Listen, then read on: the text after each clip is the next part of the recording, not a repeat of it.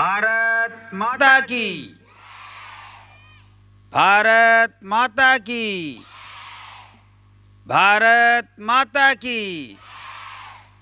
वंदे वंदे वंदे।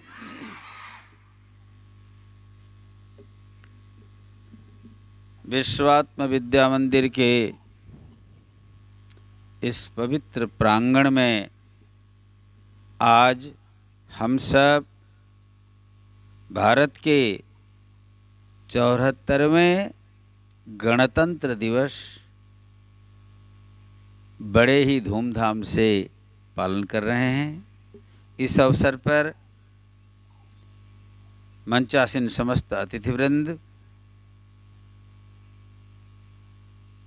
आचार्य आचार्यावृंद, अभिभावक अभिभाविकागण एवं मेरे प्यारे छात्र एवं छात्राओं, आज गणतंत्र दिवस है। सन 1950 को हमारा भारतीय संविधान लागू हुआ।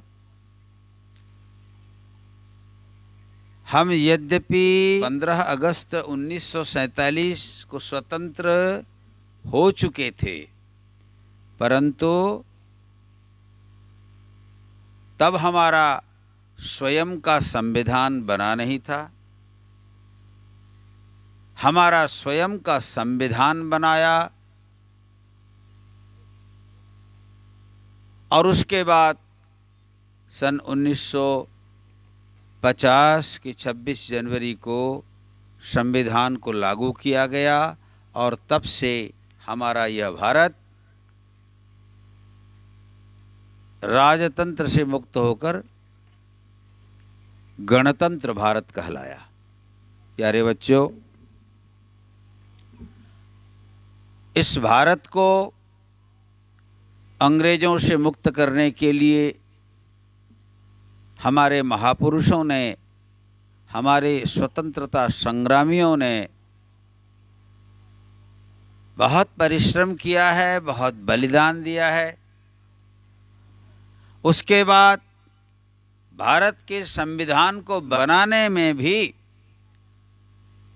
डॉक्टर भीमराव अंबेडकर की अगुवाई में भारतवर्ष के अनेक विधि विशेषज्ञों ने मिलकर भारत का संविधान बनाया। हमारा भारतीय संविधान बहुत ही उदार संविधान है और उसमें हमें अपने मूल सांस्कृतिक चिंतन, वैदिक चिंतन, वसुधैव कुटुंबकम की भावना का दर्शन होता है। प्यारे बच्चों, हम सब अब गणतंत्र भारत में हैं, स्वाधीन हैं। यहाँ हमारे द्वारा ही हमारी व्यवस्था होती है और शासन में भी हम जाते हैं और शासित भी हम हैं। एक तरह से देखा जाए तो अनुशासित जीवन हेतु एक सद्भाव एवं प्रेम पूर्ण वातावरण बनाने में हमारा संविधान हमें पर्याप्त सुयोग देता है।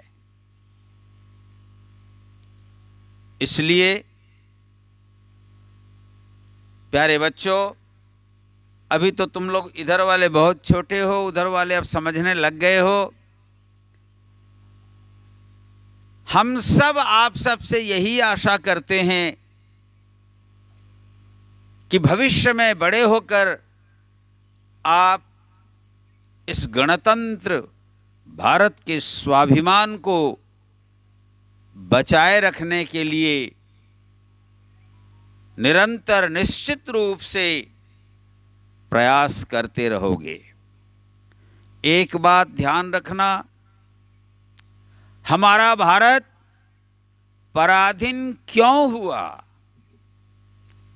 जिसकी चर्चा अभी कुछ देर पहले बच्चे भी कर रहे थे, सचिव भी कर रहे थे। जब जीवन में भोगवाद की प्रधानता आती है, अधिकार के लिए व्यक्ति संघर्ष करता है, तब अनेक प्रकार की दिक्कतें जीवन में आती हैं और समाज में भी आती हैं। एक समय ऐसा आया भारत में कि यहां भगवान श्री राम जैसे आदर्श राजपुरुष पैदा हुए। जिस राम राज्य की हम कल्पना करते हैं, वह भगवान श्री राम ने आदर्श शासन व्यवस्था स्थापित करके किया था। उस दृष्टिकोण से भारतीय राजतंत्र कोई गलत शासन व्यवस्था नहीं है, लेकिन बीच में तुम लोग इतिहास में पढ़ना, भारत के राजे महाराजे प्रजा के कल्याण की चिंता छोड़कर आत्म कल्याण में लग गए और लोगों को सुख सुविधा देने की अपेक्षा वे स्वयं ही व्यभिचार में, भ्रष्टाचार में, अत्याचार में लगकर अति मात्रा में आत्म केंद्रित हो गए। उन्हें देश दिखाई नहीं पड़ा, जनता दिखाई नहीं पड़ी, वे केवल अपने ही आप में बंध गए, जिसका दुष्परिणाम हुआ कि भारत बंट गया। सांस्कृतिक रूप से, आध्यात्मिक रूप से, धार्मिक रूप से जो भारत अखंड था, तत्कालीन राजाओं महाराजाओं की छोटी सोच के कारण विखंडित हो गया और जिसका लाभ अंग्रेजों ने लिया और लोगों ने भी लिया। लेकिन हमारे युग पुरुषगण फिर प्रकट हुए और भारत को उस राजतंत्र से, तथा अंग्रेजों का तंत्र भी राजतंत्र ही है, उस राजतंत्र से मुक्त कर गणतंत्र की बनाया। अब हमारा कर्तव्य ये है कि हम छोटे छोटे अपने व्यक्तिगत स्वार्थों से ऊपर उठें और भारत माँ के लिए अपने हृदय को उदार बनाएं, अपने चिंतन को और विचार को बड़ा बनाएं, तभी जाकर हम भारत की गणतंत्र व्यवस्था की सुरक्षा करते हुए विश्व में विश्वगुरु के रूप में स्थापित हो सकते हैं। आज भी जाति, धर्म, वर्ण इत्यादि को लेकर अनेक प्रकार की विविधताएं और समस्याएं भी यहाँ देखने को मिलती हैं, और मैं आज इस मंच से भारत के वर्तमान शासकों को, तब तो राजा थे, आज राजा नहीं हैं, लेकिन शासन की व्यवस्था तो बराबर चलती है, तब भी चलती थी, आज भी चल रही है। आज चुने हुए समाज के प्रतिनिधि विधानसभा और लोकसभा में जाते हैं, वहाँ फिर चुनकर कोई किस पद में, कोई किस पद में बैठता है। लेकिन मैं देख रहा हूँ अपने निजी स्वार्थ के लिए आज पुनः वह बीमारी कुछ नेताओं में आ रही है, जो देश के गर्व, गौरव और देश की अस्मिता का ध्यान नहीं रख रहे हैं। यह भारत विविधताओं का देश है, लेकिन यहाँ विविधताएं होते हुए भी यहाँ एकात्मता है। यहाँ अनेकता है, लेकिन अनेकता होते हुए भी यहाँ की चेतना में एकता का मंत्र गूंजता है। उसे उन्हें ध्यान देना चाहिए। भारत की अस्मिता, भारत के गौरव और भारत की सार्वभौम व्यवस्था का उन्हें रक्षण करना चाहिए, तभी ये देश महान होगा। और जैसे बच्चे तुम लोग कहते हो, जिस देश जाति में जन्म लिया बलिदान उसी पर हो जाएं, प्रार्थना करते हो आप लोग ने। आप लोग अब प्रस्तुत बनो कि अपने छोटे छोटे व्यक्तिगत स्वार्थों में आपको बंधना नहीं है, उदार बनना है और उदारता पूर्वक भारत माता की सेवा करते हुए भारत को विश्व गुरु बनाना है। मेरा आप सबसे, भारत की जनता से एवं विशेष करके भारत में वर्तमान विभिन्न जो राजनीतिक दल हैं उनके नेताओं से ये आग्रह रहेगा कि आप सब भारत की आत्मा को पहचानें, भारत की मर्यादा को समझें